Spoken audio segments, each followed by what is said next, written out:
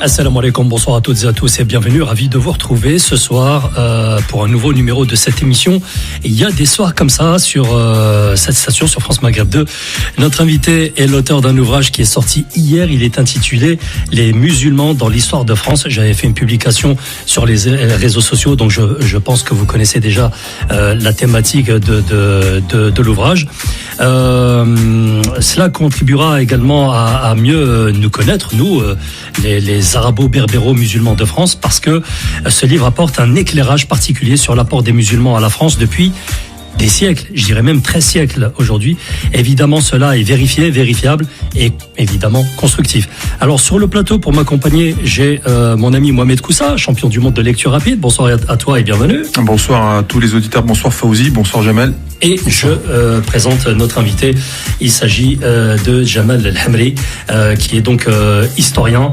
Il va nous parler de son ouvrage. Ma première question découle de source. D'où est venue l'idée de t'atteler à un tel ouvrage? Parce que la quantité de travail que tu as dû abattre est énorme au vu des informations qu'on découvre dans le livre. Alors bonsoir à tous nos auditeurs. Merci Fawzi, merci Mohamed pour cette invitation. Alors il y a deux grandes sources d'inspiration. La première, elle est en France, c'est le travail de Mohamed Harkoun. En 2005, où avec aux éditions Albin Michel, il co-dirige un ouvrage qui réunit 70 spécialistes, 70 universitaires, où on retrace 13 siècles d'histoire. L'islam et les musulmans en France du Moyen-Âge à nos jours. Donc c'est une encyclopédie, voilà, plus de 1200 pages. Donc ça, c'est effectivement, il y avait un travail qui a été fait en France. Ensuite, il y a aux États-Unis également. La communauté musulmane, c'est vrai qu'elle est un petit peu différente de la communauté musulmane en France, c'est qu'elle se prend en main sur la dimension communautaire, d'autonomie, l'importance de la narration. C'est quelque chose de très important aux États-Unis. Donc je me suis aussi inspiré en rencontrant également en allant dans un séjour aux États-Unis, où on a pu rencontrer un petit peu les cadres de la communauté musulmane du côté de Washington, du côté de New York également. Et là on voit effectivement des gens qui racontent, qui ont osé raconter un petit peu l'histoire des musulmans aux États-Unis, même avec un aplomb qui était un peu déconcertant. Je me souviens de certains universitaires qui remettaient même en cause la découverte des États-Unis par Christophe Colomb, mais de manière sourcée, donc avec un travail sérieux, et en même temps, voilà, avec une démarche aussi, communautaire. Nous devons être capables de nous raconter nous-mêmes. Alors, pour développer le sujet, je vais rappeler déjà que tu es historien, comme je l'avais dit tout à l'heure, mais tu es également chercheur associé à l'ICP Paris, et par ailleurs, tu es aussi commissaire d'exposition. Comment est-ce que tu as commencé à travailler pour écrire cet ouvrage? Ça s'est fait vraiment... alors, c'était pas prévu. J'aurais jamais imaginé que 10 ans plus tard, je me retrouve avec vous pour faire une émission pour parler de cet ouvrage. Moi, là-bas, j'étais historien, mais plus spécialiste de la civilisation musulmane. Je me suis aussi également spécialisé dans ce qu'on appelle la pensée islamique, classique et contemporaine, et notamment autour de quelqu'un que tu apprécies, je sais, Fawzi, Malek Benabi. Oui. Donc, cette démarche, elle est sur lequel j'ai écrit. Et en fait, si tu veux, dans le cadre de conférences que je pouvais avoir à l'université ou que je pouvais avoir même dans les mosquées, je suis très à l'aise moi dans ces deux publics, et je pense qu'aujourd'hui on aura peut-être l'occasion d'en parler, mais aujourd'hui il y a besoin d'universitaires français de confession musulmane qui puissent être aussi à l'aise à l'université que dans une mosquée. C'est très très important, il y a un enjeu qui est très important. Et dans ce cadre-là, dans mes différentes conférences, que ce soit dans un public communautaire musulman, que ce soit dans le cadre de conférences interreligieuses ou universitaires, j'avais l'habitude de... L'ouvrage de Mohamed Harkoun, je l'avais lu il y a très longtemps, et donc je citais des petites anecdotes, plus ou moins croustillantes, tout aussi croustillantes les unes que les autres, et je voyais que ça avait un effet chez le public. D'ailleurs, quel que soit le public. Et il y avait une vertu qui m'a un petit peu mis aussi la puce à l'oreille, c'est une vertu iconoclaste. Ça venait casser des images d'un certain nombre de personnes dans mon public, jeunes, moins jeunes, confession musulmane ou non, croyants ou non, hommes, femmes. Là, je me suis dit, au fur et à mesure, plus on avançait, plus je me dis qu'il y a peut-être quelque chose à faire sur cette histoire-là. L'année 2015 est arrivée. Et alors que normalement, en tant qu'islamologue, on aurait peut-être été un petit peu dans le sens du vent en pensant que voilà, il aurait été peut-être facile à dire à cette époque-là, en 2015, que si ils se sont radicalisés par l'islam, c'était la pensée dominante à cette époque-là. Il faut rappeler en 2015 ce qui s'est passé avec les deux attentats. Voilà, c'est ça. Donc à la fois Charlie Hebdo et plus tard le Bataclan. Et moi, à ce moment-là, j'ai l'intime conviction qu'il faut prendre là où tout le monde voit de la haine, moi j'y vois un manque d'amour.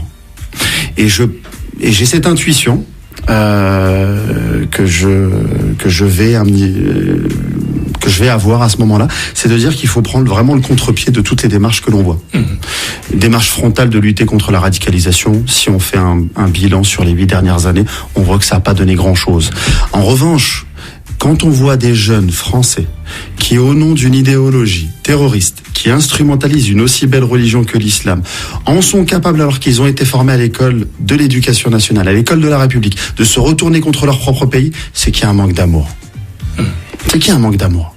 Et donc, je me pose la question, c'est l'intuition de départ, c'est de dire, il y a un manque d'amour, et s'il y a un manque d'amour, c'est que dans ce roman national, on a exclu des gens. Allez, je vous le rappelle, nous sommes ce soir avec Jamal El-Hemri qui vient de nous présenter son ouvrage qui est sorti hier et intitulé « Les musulmans dans l'histoire de France, une place singulière ». Alors, j'aimerais préciser que c'est un ouvrage qui est dense en termes d'informations, de découvertes. Moi, j'ai appris plein de choses en lisant cet ouvrage. Il est segmenté en plusieurs chapitres qu'on va développer tout au long de cette émission. Mohamed Koussa est avec nous également sur le plateau et je le rappelle, c'est le champion du monde de lecture. L'ancien. Maintenant, c'est Farid Moulgada de l'académie, mais c'est plus moi, tu vois ça. Mais c'est ton élève. C'est pas mon élève, c'est un collègue. On est enseignants tous les deux. Il a appris avec moi, mais il avait déjà. J'aime pas dire c'est mon élève. Ça fait Je suis pas un professeur de karaté ou tu vois, c'est mon élève. Moi, j'ai une question à poser à Jamel. Jamal, exactement. Sur l'aspect du travail historique. C'est quelque chose de très important. Le Fawzi disait que le livre est très dense, il est très bien écrit, c'est pédagogique. On a une rétrospective c'est vrai qu'il y a beaucoup d'événements, mais je trouve que c'est un livre qui est absolument nécessaire pour les musulmans et les non-musulmans. C'est vraiment un livre. Moi qui suis enseignant, on est collègues quelque part. Tu enseignes toujours d'ailleurs ? J'enseigne toujours. Voilà, j'ai enseigné pendant des années. L'islam fait partie du programme scolaire. Les professeurs sont extrêmement mal formés sur la question. Et on avait besoin de quelque chose comme ça, un type d'ouvrage comme celui-là, pour pouvoir réconcilier les gens avec la question de l'islam et son enseignement dans l'éducation nationale. Et justement, moi, ma question, c'est que ça a apporté la dimension historique, en fait, et le travail d'historien, le domaine de l'histoire, qu'est-ce qu'il peut apporter par rapport à d'autres sciences humaines qui pourraient aussi décrire le phénomène de l'islam. Ouais, j'ai envie de dire spontanément l'apaisement. L'histoire, c'est le temps long. On n'est pas dans le temps médiatique, le court terme, le court-termisme où il faut se positionner sur n'importe quelle polémique. Tout le contraire de notre époque actuelle. Complètement. Où là, il faut réagir, faut tweeter plus vite que son ombre même. Donc c'est un livre d'histoire, c'est déjà se poser. Se reposer aussi de ce temps et cette tempête médiatique, et c'est être capable d'écrire finalement une histoire dans laquelle finalement chacun peut se retrouver. L'histoire s'écrit avec des faits historiques vérifiables, et on est dans un temps long, un temps davantage civilisationnel, mais qui nous permet effectivement aussi de comprendre notre histoire actuelle en France, et également pourquoi en France l'islam peut être perçu comme un problème. Alors qu'en vérité, on se rend compte que l'islam et les musulmans, j'ose le mot, sont constitutifs de l'identité française et européenne. C'est-à-dire que sans l'islam et sans les musulmans, sans doute que la cohésion même au sein des pays européens, entre les Saxons, entre les Ibères, entre les Romains, les Germains, n'aurait sans doute pas pu se faire. C'était l'autre auquel nous ne voulons pas ressembler. C'était l'autre qui était une civilisation au moment où nous étions dans un Moyen-Âge considéré comme un âge sombre. Et donc il y a un moment donné, il y a cette relation qui se fait avec ce monde musulman, qui est un sparring partner civilisationnel. Et ça, on ne rend pas assez compte de cette importance-là. Et tu parlais tout à l'heure de l'éducation nationale, tu es enseignant. Comment se fait-il ? On a parlé des attentats de 2015. 10 ans avant, on a cet ouvrage monumental de l'émir de Mohamed Harkoun et de 70 universitaires et des éditions Albin Michel à qui je rends hommage.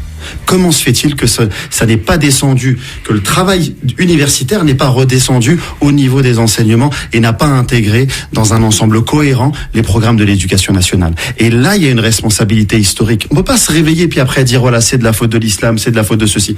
Comment se fait-il qu'aujourd'hui, le savoir universitaire en 2005, comment se fait-il qu'il n'a pas été transmis? Aujourd'hui, on a des éléments, mais ils sont trop éparpillés. Il n'y a pas d'ensemble cohérent. Et donc aujourd'hui, il y a encore des franges dans la société française qui ne se sentent pas représentées. Si vous posez la question, d'ailleurs, cette démarche, j'aimerais l'inscrire aussi dans une économie beaucoup plus globale. Aujourd'hui, les Noirs, les Français noirs font ce travail également d'histoire par rapport à l'esclavage. Les régions françaises, allez voir du côté de l'Occitanie. Aujourd'hui, nous en France, dans le roman national, c'est la bataille de Poitiers, la mère des grandes batailles.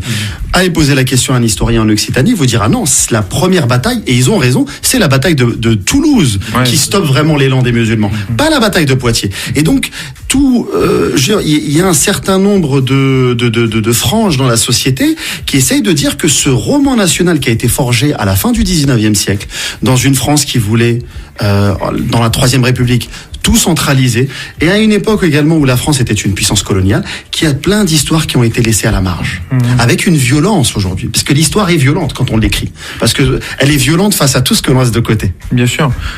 Et toi, en tant que musulman et historien, donc c'est-à-dire il y a l'aspect de la foi qui rentre en ligne de compte, et on sait en tant que croyant que ça peut parfois donner des idées, des orientations. Comment tu as pu écrire ce livre en essayant d'avoir un travail objectif du point de vue de l'historien que tu es, et en même temps te sentir à l'aise avec ton identité de musulman? Alors, pour nos auditeurs, moi je suis très à l'aise avec toutes mes identités. T'es pas schizophrène. Pas schizophrène, et c'est en tant que croyant, j'estime que c'est une richesse, et en tant que citoyen, je suis très bien dans mes baskets. Donc, par rapport à mes deux grandes identités que parfois on essaye d'opposer, moi je les vis très bien. Et je pense que c'est parce que je les vis bien que j'écris ce livre. Je le pense vraiment. Et c'est parce que également mon rapport à la foi et à la spiritualité fait qu'on dépasse les contingences. Tous ces débats que l'on voit, c'est beaucoup d'horizontalité. Notre foi, il n'y a pas que l'horizontalité, il y a aussi la verticalité. Et parfois, il faut sortir un peu de cette mêlée-là. Répondre à Zemmour, répondre à un tel, répondre ceci. On passe notre vie à répondre. À se justifier. Et moi, pour la première fois, peut-être dans ma vie aussi, j'ai voulu écrire quelque chose pour. Et ce livre-là, je suis nourri par ma foi, mais je l'écris pour la France. Je l'écris vraiment pour la France. Et ça, j'aimerais dire ça aussi à nos coreligionnaires. Cessez d'être complexé par rapport au fait de dire ce que la France doit être. Je le vois dans l'histoire de France, je le vois sur la laïcité, et combien de nos coreligionnaires disent, des Français musulmans qui sont Français à part entière, qui vont dire mais la laïcité c'est pas ça. Moi j'aimerais qu'on inverse un petit peu la perspective et dire mais la laïcité c'est ça. Et que ce soit peut-être les autres qui aiment les polémiques de se justifier. Il faut inverser les choses. Aujourd'hui, là nous parlons des musulmans dans l'histoire de France, mais mon livre de demain c'est l'histoire de France. Et avec tout ce que je suis. Et je pense que chacun, et là c'est un message que j'adresse à tous les Français musulmans, dans vos domaines, cherchez à être les meilleurs.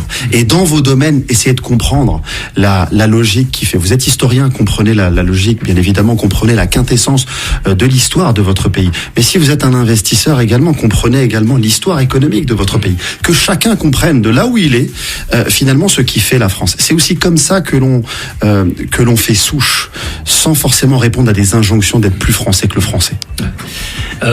Autre question, Mohamed? Non, si oui. Alors, je vous le rappelle, si vous venez de nous rejoindre, mesdames et messieurs, nous sommes avec Jamal El-Hamri qui vient présenter son ouvrage qui est sorti hier et il est intitulé Les musulmans dans l'histoire de France. C'est un très bel ouvrage que je vous recommande vraiment. Il est aux éditions AFPI. C'est sourcé, il y a plein de références historiques, des références aussi militaires, des batailles, etc. De toute façon, c'est ce que nous allons développer. Alors, pour entrer un petit peu plus dans le vif du sujet, disons que tu as divisé le livre en plusieurs chapitres. Le premier va de l'an 711 à 1492 et tu l'as intitulé Période médiévale. Qu'est-ce qu'on peut dire sur cette période? Alors toi, tu commences à 711, c'est-à-dire que c'est la date où Tariq ibn Ziyad, le berbère musulman, traverse ou attaque l'Espagne, mais en fait, ce que nous, on ne savait pas, c'est que Ibn Nusayr n'avait pas la même vision et l'émir de Damas ne semblait pas vouloir attaquer de la même manière. Mais l'attaque est là, le résultat positif de Tariq ibn Ziyad va peut-être chatouiller quelques-uns et exciter un petit peu leur jalousie. Je te laisse développer. Alors, on est vraiment dans une période où effectivement les musulmans ont déjà du mal avec le Maghreb. Face à toutes ces qui vont d'ailleurs davantage accepter l'islamisation que l'arabisation. C'est aussi important de rappeler aussi que l'islam est d'abord plus facilement accepté que la domination des Arabes. Ensuite, il y a forcément un élan civilisationnel. Il faut comprendre que l'islam a cette particularité par rapport au christianisme et au judaïsme d'être une religion portée par une civilisation arabe dès le départ, en fait. On a une cohésion autour de l'islam, mais elle est portée par une cohésion arabe. L'islam renforce cette cohésion arabe, mais la cohésion arabe renforce également l'islam. Et si on reprend Ibn Khaldoun, toutes ces cohésions-là, quand elles vont dans des territoires où il y a moins de cohésion, finalement, elles finissent par dominer. Et la question se pose à un moment donné en 711 face aux Visigoths qui maltraitaient les populations de l'Espagne et du Portugal. Et c'est ce qui explique d'ailleurs la fulgurance. Ils traversent 1200 kilomètres en 3 ans. Parce qu'en 715, on a déjà des traces de la présence des musulmans qui traversent les Pyrénées et qui arrivent dans la région de la Catalogne déjà. Donc on peut pas. C'est aussi de cette manière qu'on explique également la fulgurance finalement de cette civilisation, de ces combattants qui vont investir des nouveaux territoires. On découvre l'islam, on découvre des musulmans. Il y a une domination arabe. Cette domination arabe, elle est aussi permise, parce que les Arabes étaient en minorité, grâce à cette rasabiya, cet esprit de corps berbère, et ils s'installent. Et c'est ce mélange-là qui va arriver dans le sud de la France à partir de 715.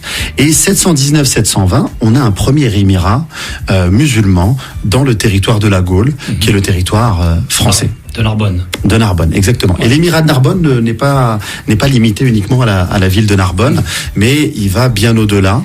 Alors il y a la bataille de Poitiers qui va à un moment donné bloquer les musulmans dans la région de Bordeaux, mais ils vont se développer au niveau de Nîmes, Carcassonne, Montpellier, et ils vont presque Toulon, ils vont remonter le couloir rhodanien jusqu'à Lyon et on dit même jusqu'à Sens, Autun, donc à peine 200 km de Paris, ce qui est énorme. Donc ce qui veut bien dire que les musulmans, quand ils arrivent, il y a une force. Et cette force-là, et ça on en parle très peu, et vraiment j'essaye en tout cas d'en parler dans mes conférences et dans les émissions, c'est que cet appel d'air que les musulmans vont créer, en venant ici, les populations européennes, notamment en Gaule, vont se tourner vers l'esprit de corps le plus puissant à ce moment-là, qui étaient les Francs, qui n'étaient pas présents dans toute la France. et qui avait un vieux rêve, celui d'arriver jusqu'en Méditerranée.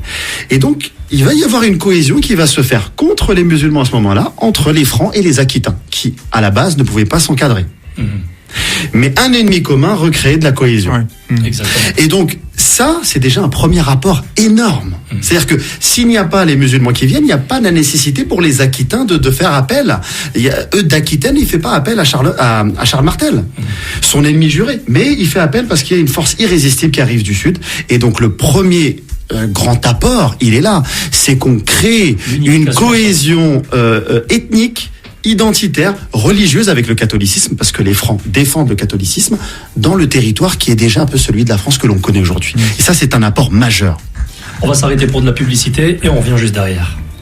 France Maghreb 2, France Maghreb 2. Et de retour avec notre invité, il s'agit de Jamal El-Hamri qui vient nous parler de son ouvrage sorti hier et intitulé « Les musulmans dans l'histoire de France, une place singulière ». Et oui, qu'elle est singulière. Alors au départ, les musulmans dans l'émirat de Narbonne, je vais provoquer un petit peu, mais à cette époque-là, est-ce que c'était exclusivement des soldats, exclusivement des arabo-berbéros, ou alors est-ce qu'il y avait des conversions, des commerçants ou même des civils, j'allais dire. Conversion à ce moment-là, surtout des gens qui payent l'impôt. Hein. Donc voilà, beaucoup de familles berbères, quelques familles également arabes. Voilà, on a Ibn Hazm, le grand philosophe andalou, parle du clan Bajila, donc une grande famille qui venait. Donc on n'est pas uniquement dans une garnison de militaires qui viennent et qui s'installent. Les gens viennent avec leur famille. D'accord. Voilà. Mohamed, peut-être une question? Oui. Alors le livre, il est découpé en période historique, oui. Donc de 711, donc un peu moins d'un siècle après la mort du prophète. Ensuite, jusqu'à 1492, à la fin, c'est la fin du Moyen-Âge, on rentre dans l'époque moderne, et c'est découpé avec les principaux découpages historiques. Dans cette première période, par exemple, il y a le 1492. Et la plupart du temps, cette date-là, elle est connotée pour civilisationnellement la découverte de l'Amérique. Mais j'ai l'impression qu'on ne mesure pas, enfin c'est pas une impression, on ne mesure pas la portée de la chute de Grenade en tant qu'événement historique et civilisationnel. Et la question, ce serait les choix qui sont faits dans les dates, les événements, dans le roman, dans un roman national, c'est important. Et pourquoi je sais pas, moi je sais pas, c'est pour ça qu'on pose la question. Ce type d'événement n'est pas mis en valeur. Pourquoi en fait? Et ça sert à quoi? Alors que ça pourrait apaiser beaucoup de situations, ça pourrait faire comprendre mieux le monde. Alors, c'est vrai que je me suis arrêté à 1492, j'aurais pu m'arrêter à 1453 avec la prise de Constantinople par les Ottomans. Mais j'ai préféré la date de 1492 parce que pour moi elle est symbolique et c'est vrai que les historiens n'en parlent très peu. Malheureusement, la conception de l'histoire à l'université fait qu'on peut pas non plus aller trop loin dans le registre de la spiritualité. Mais ici on peut se permettre, donc je vais en profiter. Pour moi, une des raisons qui fait que 1492 on découvre l'Amérique, c'est qu'on veut contourner le monde musulman comme monde intermédiaire entre l'Asie et l'Europe. D'accord. Et à partir du moment où vous le faites, l'Europe, après si on se fait un peu, si on parle de la modernité, autant sur le plan métaphysique, on voit que c'est aussi à ce moment-là où l'Europe, effectivement, découvre le monde, s'enrichit, mais sur le plan matériel à une vitesse énorme. Elle commence à maîtriser les routes commerciales, et donc le monde musulman s'appauvrit. Mais parce que le monde musulman s'appauvrit, qui ne joue plus le rôle un petit peu de sparring partner civilisationnel, l'Europe se perd également sur le plan identitaire. Là, ce que je vous dis, ça, vous l'entendrez pas chez des historiens. Ouais.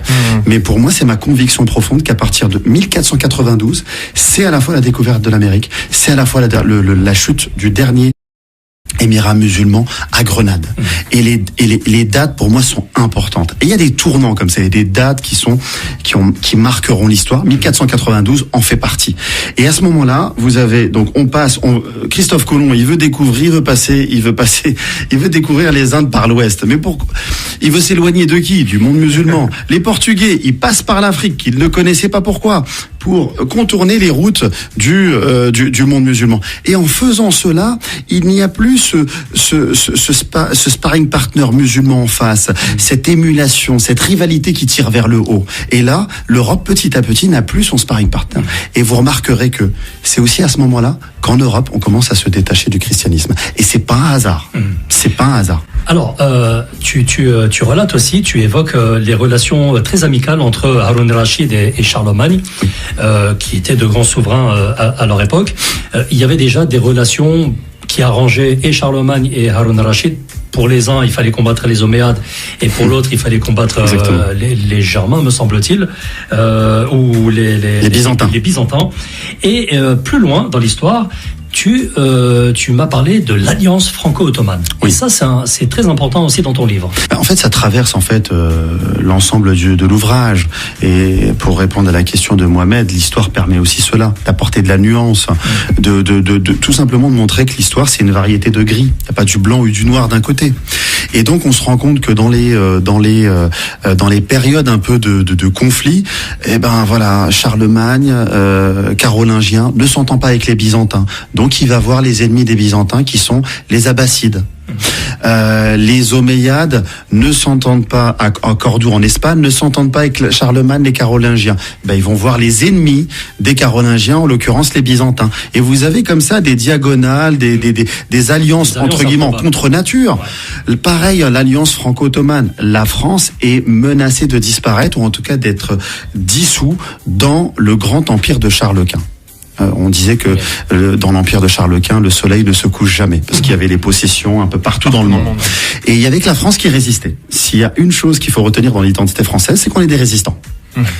Pour le meilleur, parfois pour le pire, mais des fois aussi parfois pour le meilleur. Et là, ça a sauvé en fait l'Europe. Mais il n'avait pas les moyens de se défendre tout seul. Et qu'est-ce qu'il fait notre ami François Ier dans sa prison, emprisonné par Charles Quint, avec sa maman, il décide d'écrire à Soleiman le Magnifique. Qui lui-même est bien content de trouver, de laisser un petit caillou dans la godasse de Charles Quint, son ennemi. Donc la politique, la géopolitique, l'élément religieux, on se rend compte qu'il n'est pas forcément prioritaire, qu'il arrive toujours comme un vernis, il est toujours en deuxième position. Mais la première position, c'est quoi ? C'est la réelle politique. La première période dont on a parlé avec Charlemagne, sans doute, peut-être pendant la période du Moyen-Âge, l'élément religieux, il est important. Mais on verra que même dans les croisades, alors que l'élément religieux il est important, on fait les croisades du 11e au 13e siècle. C'est la période la plus intéressante d'échanges civilisationnels. On n'a jamais autant traduit des ouvrages grecs qui sont passés par le moule arabe en langue latine, et avec des traducteurs de confession juive, une vraie convivencia. C'est ça la civilisation. Et en revenant sur cette histoire-là, on revient sur des choses en fait beaucoup plus subtiles, beaucoup plus nuancées que les oppositions qu'on a envie de faire encore aujourd'hui, encore dans l'université, où finalement le monde musulman, si vous écoutez Rémi Brague, n'a quasiment rien apporté. Ou alors finalement sont été que des pâles copieurs de ce que les Grecs ont fait. Non, quand on traduit, on s'approprie. Et en même temps, il y a eu pendant plusieurs siècles des travaux en sciences et en philosophie de manière extraordinaire. Si vous prenez Ibn Rushd, Averroès, qu'on adore ici, la conciliation qu'il tente de faire entre la religion, entre la foi et la raison, vous pouvez pas savoir à quel point elle apaise dans le monde occidental, où on séparait la foi et la raison. De la même manière que les travaux d'Ibn Sina, les travaux expérimentaux, son ouvrage, le Canon d'Avicenne, il reste un ouvrage majeur en France pour tout étudiant de médecine jusqu'au XVIIe siècle. C'est pas un hasard. Et donc on voit et tout ça se passe, ces traductions se passent pendant les croisades. Donc il faut vraiment faire attention, et c'est aussi le sens, l'un des objectifs de cet ouvrage, c'est de montrer en fait finalement la nuance d'histoire. Parfois il y a des moments où, même pendant la colonisation, il y a énormément d'échanges pendant la colonisation, alors que il y a un drame, il y a une faillite morale de l'Occident par rapport à ses possessions musulmanes. Mais il y a énormément de choses qui se passent et d'échanges qu'il y a à ce moment-là. Ouais. On a développé l'islamologie, l'orientalisme ne s'est jamais autant développé que du temps du colonialisme. Donc c'est la connaissance de l'autre, elle se fait au moment où on le domine le plus. Et c'est ça en fait c'est ce que j'ai voulu vraiment transmettre au public, c'est voilà que l'histoire nous permet effectivement de nous détendre et de dire attends, c'est beaucoup plus complexe que ce que les idéologies actuelles, parce que même si on fait d'histoire, on répond quand même à des thématiques aujourd'hui. Bien sûr. Clairement. Bien sûr. Là, aujourd'hui, des identitaires en France n'aiment pas lire ce genre d'ouvrage. Mais bien sûr. Mais les identitaires aussi musulmans n'aiment pas lire cet ouvrage-là. Bien sûr. Parce que pour eux, on est dans une terre qui n'est pas musulmane et il faudrait faire la hijra, il faudrait partir. Mais là, ce livre-là, il donne une profondeur à un ancrage. Et donc, il vient aussi casser ce roman idéologique de certains courants dans l'islam. Alors, il y a un autre personnage aussi que j'ai découvert dans ton livre, c'est Ibn Shatar. Ibn Shatar qui avait à son époque déjà jeté les bases de l'héliocentrisme. Alors pour ceux qui ne le savent pas, l'héliocentrisme c'est la théorie de Copernic qui disait que le soleil était au centre de l'univers, centre de notre univers à nous et que la Terre tournait autour. Bon, grosso modo. Mais c'est quand même Ibn Shatar qui a posé les bases il y a 200 ans avant ou 150 ans. L'école de Marara. Voilà, tu vois, c'est du côté de l'Iran actuel, voilà, où vous avez des observatoires extraordinaires. Et ce qui est assez intéressant, c'est quand vous regardez les schémas d'Ibn Shatir et quand vous regardez les schémas de Copernic, sont les mêmes. Bien sûr. Ouais, c'est pas Pour reconnaître que Copernic va plus loin, mais c'est comme tout travaux scientifique, ils sont forcément dépassables, révisables, c'est normal. Mais et c'est là où je dis vraiment 1492 et la modernité vient aussi est un tournant aussi dans l'histoire de France et de l'Europe, c'est que pour la première fois toutes les civilisations n'avaient aucun souci sur le plan de l'ego civilisationnel à reconnaître les apports des autres civilisations. Là, on a une rupture à ce moment-là. Et la modernité apporte une rupture. C'est-à-dire qu'il n'y a pas de passé, tout est dépassable et seul aujourd'hui compte. Et donc, vous avez un certain, et ça c'est un travail historique monumental à faire, et c'est pas une seule personne qui doit faire ça, mais on se rend compte qu'aujourd'hui il y a eu beaucoup de choses, même parfois chez quelqu'un comme chez un certain nombre de scientifiques, des humanistes, il y a des reprises, mais malheureusement la modernité fait que ces gens-là ne citent plus leurs sources. Alors que vous prenez quelqu'un comme vous prenez comme quelqu'un comme Al-Kindi ou comme Al-Farabi. Al-Farabi disait mes deux chers. Quand on lui disait mais c'est qui tes deux chers, il disait mais il parlait d'Aristote. Socrate. Oui, bien sûr. Ils n'avaient aucun problème à assumer que Plotin a permis une transmission de la philosophie en terre d'islam. Et c'est vrai que les musulmans n'ont jamais eu aucun souci à le faire. Et toutes les autres civilisations n'ont jamais eu aucun problème à le faire. 1492, la modernité, c'est une rupture. On ne reconnaît pas ce qui a fait avant. Et en fait, finalement, on extrapole notre rapport à un Moyen-Âge religieux, supposé ténébreux, à toutes les autres civilisations. Et là, c'est une injustice. Parce que si Moyen-Âge il y a eu, et si on le regarde avec condescendance, on peut pas dire la même chose de cette civilisation florissante qui était la civilisation musulmane. Alors, en 1095, Urbain II appelle à la croisade, à la première croisade. Mais ce qu'on ne dit pas dans l'histoire, enfin, certains le disent, mais à voix basse, c'est qu'il y a des problèmes politiques. Et donc, comme tout souverain qui est en galère, comme dirait l'autre, a besoin de créer des diversion. Et donc là, la diversion, c'était appeler à la croisade pour justement aller délivrer le tombeau. Politique et économique, les deux. Voilà. Parce que ça et va donc, souvent il y a eu plusieurs croisades comme ça. Et à un moment donné, on s'est même retrouvé avec deux papes. En même temps, ce qui était une hérésie peut-être, mais bon, voilà, ça a quand même eu lieu. On va quitter la période médiévale qui est passionnante, hein, mesdames et messieurs. Je vous renvoie vraiment à l'ouvrage intitulé Les musulmans dans l'histoire de France. C'est un ouvrage qui est sorti hier, je vous le recommande vraiment. Allez vite vous le procurer. Il est aux éditions AFPI, voilà. On va aller à la période contemporaine. Je vais sauter aussi la période moderne parce que ça avance très vite, il est déjà 40. La période contemporaine, elle va de 1798 à 1905. Et là, dans ton livre, tu abordes le code de l'indigénat, qui ô combien a meurtri des populations. Oui, le code de l'indigénat, il y a... alors, ce qu'il faut savoir, c'est qu'en 1830, et les musulmans et les juifs sont considérés comme des indigènes. Et donc, il y a un statut, on est des sujets coloniaux, mais il y a une discrimination quant à la citoyenneté. Et il va y avoir... là où ça va véritablement poser problème, ce code de l'indigénat, c'est à partir de 1871 avec le décret Crémieux. Et à ce moment-là... les Juifs ont la possibilité d'être des citoyens. Ils deviennent des citoyens. Et c'est quelque chose qui n'est pas autorisé pour les musulmans. Ça l'est, mais par contre, c'est un parcours du combattant. Et pire encore, c'est-à-dire que si vous devenez français, il faut à un moment donné, par rapport à votre religion, quitter votre religion. En tout cas, ne plus accepter d'être jugé par rapport aux lois religieuses sur les questions de mariage et d'héritage, ce qui est une hérésie pour les musulmans. Donc, les musulmans s'abstiennent de devenir citoyens français. Mais oui, ce code de l'indigénat, bien évidemment, il marque le côté vraiment obscur, terrible, terrifiant de la colonisation. Et ce code de l'indigénat, il va même un petit peu plus loin, parce que c'est pas uniquement des règles contre des sujets coloniaux musulmans. C'est aussi finalement des outils, des dispositifs juridiques réglementaires pour essayer de contrer toute forme de solidarité entre différentes tribus musulmanes. Et c'est pour ça d'ailleurs qu'il y a toujours eu en France, et même encore aujourd'hui, une approche très sécuritaire de l'islam. C'est-à-dire que dès la colonisation, on a toujours eu peur. Et déjà, dès l'émir Abdelkader, on a déjà peur en France de la capacité mobilisatrice de l'islam. Vous avez des tribus très différentes, qui parfois n'ont pas grand-chose en commun. Tribus arabes, tribus berbères, tribus des plaines, tribus des montagnes, etc., etc. Et on voit d'ailleurs toute la difficulté de l'émir Abdelkader de fédérer ces tribus-là. Mais avec l'islam, ça passe davantage. Et on a peur, en vérité, de l'islam. Et c'est plus que le code de l'indigénat.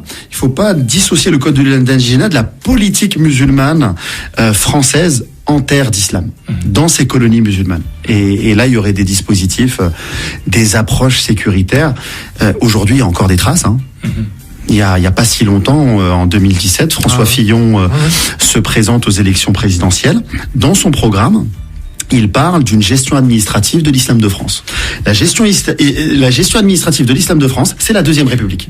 Édouard Philippe le propose aussi. Édouard Philippe le propose récemment. Mais c'est pour ça que moi je conseille vraiment, en tant que professeur, en tant que musulman, en tant que Français, de lire ce livre. Parce que le focus qui est fait sur l'Algérie, puisque c'est un point historique déterminant de ce qu'on vit nous actuellement, c'est important. C'est-à-dire que les gens, il y a plein de gens qui comprennent pas en fait ce que les musulmans y vivent, parce que on regarde les choses avec le microscope. Quand on regarde la multitude de règles de fonctionnement, de volonté d'organiser, de mater en fait les populations à travers l'histoire, en fait, on comprendra mieux pourquoi il y a des hommes politiques aujourd'hui qui, en fait, ils veulent reproduire la même chose, parce que ces hommes politiques, en fait, les idées, ils les ont pas eux-mêmes, en fait. C'est pas, ils ont des conseillers, et souvent ces conseillers sont des gens, des orientalistes, pour les plus directement liés à l'histoire et à l'idéologie. Et donc, quand on leur soumet des règles ou des lois ou des idées de ce genre-là, en fait, il y a déjà, en fait, dans l'histoire, les prémices de ces choses-là. Enfin, plus que des prémices, puisque ça a été appliqué. Et donc là, nous, aujourd'hui, que ce soit l'histoire du voile à l'école, que ce soit, parce qu'en fait, c'est vraiment, ce livre, il permet d'éclaircir énormément de choses. Par exemple, moi, j'étais frappé en lisant le livre. Les gens ont oublié, on parlait un petit peu aussi de la mémoire de poisson rouge qu'on veut nous inculquer à travers les réseaux sociaux avec des vidéos de quelques secondes, avec une intensité émotionnelle. Les gens ont oublié les 5000, 6000 perquisitions de musulmans dans un État moderne comme la France, dans un État démocratique, où il y a eu très peu de gens non musulmans qui ont pris fait et cause en faveur des musulmans. Et après, qu'est-ce que ça a donné au niveau des enquêtes? Rien, au final, rien. Et ça, on peut pas comprendre ce déferlement, ce déchaînement, si on remonte pas l'histoire, et avec cette peur là justement de ce que tu viens de nous décrire. Ils ont peur que ça s'embrase à chaque instant. On a l'impression de vivre dans une menace perpétuelle. On le voit, des Vigipirates, Écarlates, etc. En fait, la peur, elle est là, alors que il y a une colonisation, on sait comment les gens y sont, on les a étudiés au microscope. Et ça, c'est vraiment malheureux et dommage. Je crois que tu mets le doigt sur quelque chose de fondamental, c'est le mot peur. La peur, il a fallu décrire et dépeindre des populations sauvages, barbares, pour qu'en France et dans les autres pays européens, on justifie intellectuellement le fait d'asservir d'autres populations. Et on est passé par la dimension civilisation. Nous sommes les civilisés. En face, nous allons chez les barbares et nous allons les coloniser. Nous allons les civiliser à travers notre colonisation. Et ils vont pouvoir accéder à la civilisation grâce à nous. Mais pour y aller, il a fallu greffer dans cette propagande un certain nombre de lieux communs, de préjugés sur l'islam, sur les musulmans. L'islam est une religion intolérante. Les musulmans peuvent être facilement des fanatiques. Et donc tout ça, quand vous dites ça au peuple français, le peuple français, il vous suit en 1830 quand vous allez quand vous allez en Algérie. Bien sûr qu'ils vous suivent. L'opinion publique majoritairement vous suit. Et donc on voit que ces préjugés, ils ont une utilité politique. Le problème, c'est qu'on ne les déconstruit jamais. Et que même encore aujourd'hui, on est à bientôt on va bientôt commémorer le bicentenaire. On n'est même pas capable. On commence un peu à s'interroger sur la période coloniale et on commence à lui donner un petit peu l'importance qu'elle mérite. Et c'est encore timide et on voit qu'on a encore du mal. Je vois certains sénateurs qui disent que oui, mais il y a eu quand même des belles choses. On a construit des routes, mais les routes, on n'y a pas été par philanthropie. C'est parce qu'on va là-bas, on occupe des terres, on domine, on prélève l'impôt et c'est avec cet impôt qu'on fait des routes pour favoriser un commerce qui est le leur. Et c'est pas eux qui ont construit les routes. Exactement. C'est pas les sénateurs, c'est pas leurs enfants qui ont construit, leurs parents qui ont construit les routes. Et donc aujourd'hui, pour certaines personnes, alors qu'on est dans une société où on n'a pas interrogé tous ces préjugés de supériorité, on est à bientôt 200 ans. Voir des gens qui sont des descendants de colonisés, à qui on imposait le code de l'indigénat, une politique musulmane. Tout d'un coup, on voit leurs enfants prêcher l'indépendance nationale et obtenir l'indépendance des anciennes colonies. On voit leurs petits-enfants venir en France. Et on voit leurs arrière-petits-fils comme nous qui osons prendre la France et qui osons questionner l'histoire de France. Pour certaines personnes, ça va trop vite. On n'a pas questionné le préjugé et on voit une visibilité. Parler du voile tout à l'heure, 1958, on a fait une cérémonie de dévoilement de femmes musulmanes. Et aujourd'hui, on voit dans cette obsession du voile qui va même jusqu'au sport, qui isole notre pays et qui ringardise notre pays aux yeux du monde, alors que dans quelques mois, on va accueillir les Jeux Olympiques. On voit qu'il y a cette obsession par rapport au voile. Et en vérité, au-delà du voile, c'est quoi? C'est cette visibilité. Le fait aujourd'hui que des musulmans soient citoyens, visibles, soient autonomes intellectuellement, financièrement, socialement, culturellement, qu'ils puissent également revisiter ce que c'est qu'être français, avec différents rameaux qui viennent finalement nourrir cet arbre. C'est difficile pour certaines personnes qui sont encore nostalgiques de la période de Napoléon, d'une certaine idée de la grandeur de la France. Mais à tous ces gens-là, il faut leur dire, n'ayez pas peur. Oui, c'est ça, c'est la peur. N'ayez pas peur. Nous sommes dans une société aujourd'hui, en tant que Français musulmans, dans une société qui a mis Dieu de côté. Et aujourd'hui, les musulmans, qu'ils le veuillent ou non, et ça c'est un motif de fierté quand même, et ça il faut vraiment le rappeler, qui sont dans un monde moderne, consumériste, américanisé à outrance, qui sont en train de dire au moment où les gens consomment des Uber Eats, en veux-tu en voilà, 3-4 sandwichs tous les soirs avec tous les problèmes sur le plan de la santé, sont capables une fois dans l'année de faire le jeûne. C'est exceptionnel. Dans un monde qui va de plus en plus vite, de s'arrêter 5 fois par jour, c'est exceptionnel. Donc je veux dire à tous ceux qui aiment la France qu'aujourd'hui on a besoin de ça, parce que les musulmans permettent aussi aux Français, à la France, de se reconnecter avec son passé chrétien. Et ça, encore une fois, ça c'est un autre rapport qui est important, et ça c'est notre rapport aujourd'hui, nous les musulmans d'aujourd'hui. On va s'arrêter pour de la pub et on revient juste derrière. France Maghreb 2. France Maghreb 2. Vous pouvez le trouver également un petit peu partout chez les bons disquaires, comme dirait l'autre. Tu te rappelles de la formule? Les bons disquaires, les bonnes bibliothèques. Et puis évidemment, vous pouvez le commander aussi sur Internet. Et Jamel, je te remercie d'avoir passé ce moment avec nous. Il nous reste encore quelques minutes avant de conclure cette émission. J'aimerais... nous sommes toujours dans la période contemporaine qui fait partie, qui est donc un chapitre de ton livre. On parlait de la peur que peut susciter l'islam, et c'est dommage, hein, mais c'est peut-être aussi un problème de compréhension. Peut-être que les gens n'ont pas accès à l'information pour pouvoir apprécier un petit peu les contours de cette religion. Et j'aimerais soulever la question, enfin les éléments que tu donnes à propos d'hommes politiques de l'époque, hein, du siècle des Lumières par exemple, qui se sont convertis à l'islam parce qu'ils s'y sont intéressés, ils y ont trouvé des choses qui correspondaient à leurs attentes. Parmi eux, Ismaël Urbain, conseiller de Napoléon III, Isabelle Eberhardt, Amélie Picard, Philippe Grenier, etc., etc. à cette époque-là, le retentissement était plus grand qu'aujourd'hui à notre époque? En tout cas, si on parle d'Ismaël Urbain ou si on parle du docteur Grenier, Ismaël Urbain, c'est le conseiller de Napoléon III. Ouais. Il est très important, il est saint-simonien, il est musulman, et c'est quelqu'un qui va être un peu l'instigateur de ce royaume arabe que voudra promouvoir Napoléon III. Ensuite, on a le député Philippe Grenier, il fait campagne en tant que Français musulman. Et dit-on, aurait-il fait ses ablutions dans la Seine et sa prière au sein de l'hémicycle de l'Assemblée nationale? Ça gênait du monde à l'époque ou pas? Alors c'était surprenant à cette époque-là, mais sans doute y avait-il une ouverture un peu plus grande, parce qu'effectivement on n'est pas dans, il n'y a pas autant de musulmans qu'aujourd'hui. D'accord.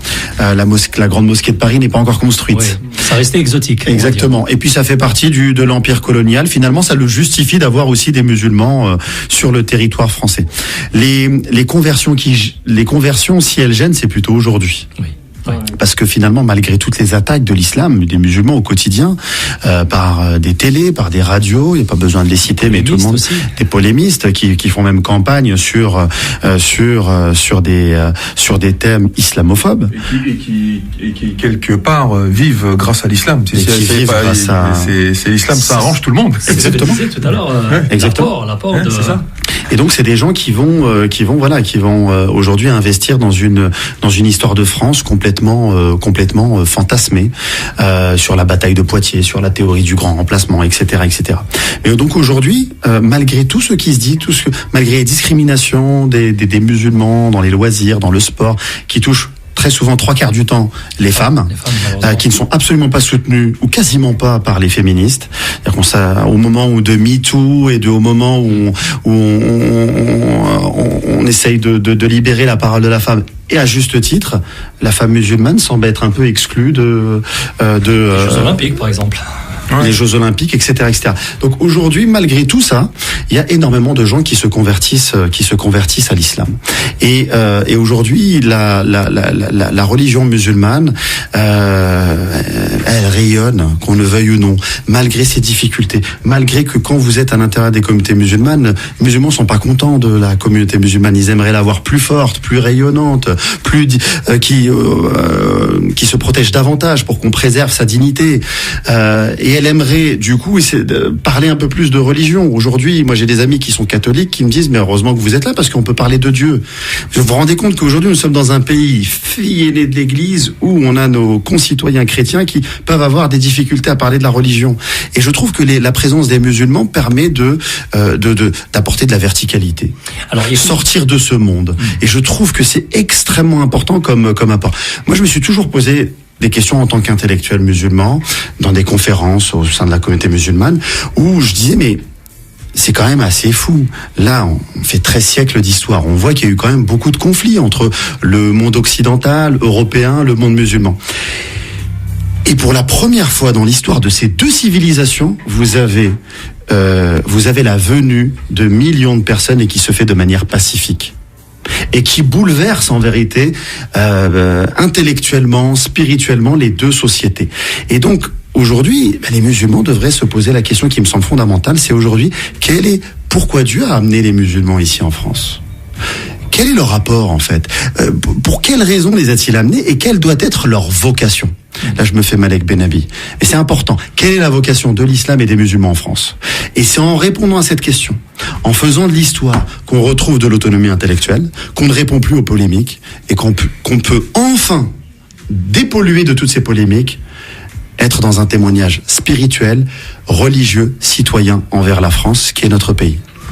Merci beaucoup Jamal Hamri, auteur du livre Les musulmans dans l'histoire de France, qui est sorti hier aux éditions AFPI, que vous pouvez vous procurer un petit peu partout dans les bonnes bibliothèques, mais également sur Internet. Voilà, merci. Merci pour votre invitation. Merci également à Mohamed. Merci à vous tous. Mohamed. Et à très bientôt. Quant à vous, mesdames et messieurs, je vous donne rendez-vous la semaine prochaine, jeudi 20h, 21h, dans la joie et la bonne humeur. Dans cette émission, il y a des soirs comme ça.